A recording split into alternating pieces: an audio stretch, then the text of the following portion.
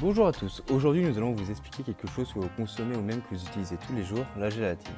Nous allons vous montrer comment elle est créée, de quoi elle est composée, mais surtout ses propriétés physico-chimiques qui nous permettent de trouver une multitude de dérivés. Pour commencer un peu d'histoire, la gélatine est obtenue pour la première fois par Denis Papin à la fin du XVIIe siècle, dans le but de substituer la viande pour les populations pauvres, dû fait à sa composition riche en protéines qui est essentielle pour notre organisme. Durant le XIXe siècle, de nombreuses recherches sur la gélatine ont été effectuées ayant pour conséquence une omniprésence dans notre société actuelle. Aujourd'hui, nous la trouvons partout, que ce soit dans l'alimentation avec tout ce qui sert d'épaississant, comme pour les yaourts, les mousses, la margarine ou encore les crèmes glacées. Dans tous les produits allégés pour simuler une sensation de gras dans la bouche sans ajouter de calories, bien sûr. Elle est également utilisée dans la pharmaceutique avec la fabrication de gélules et de capsules pour protéger les médicaments, mais encore dans le domaine cosmétique pour ses propriétés fortifiantes, que ce soit pour les ongles et les cheveux.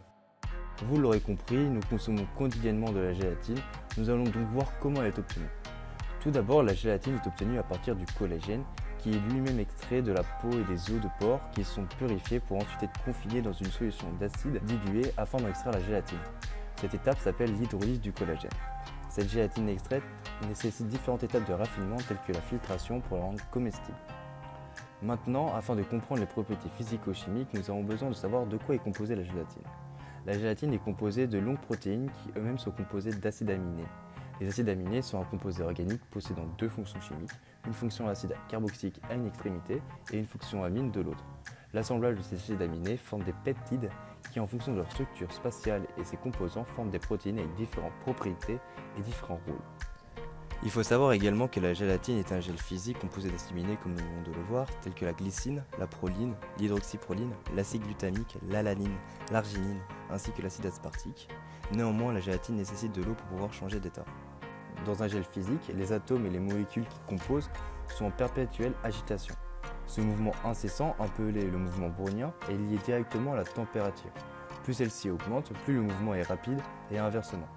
Dans une solution de gélatine chaude, le mouvement des molécules d'eau est relativement fort et empêche les molécules de gélatine de s'associer entre elles, ce qui explique pourquoi la gélatine est un liquide lorsqu'elle est chauffée. Au contraire, dans une solution de gélatine refroidie, le mouvement des molécules d'eau est moins fort, les attractions entre les molécules de gélatine est alors assez forte pour résister aux perturbations engendrées par le mouvement des molécules d'eau. Les liaisons hydrogènes peuvent se créer.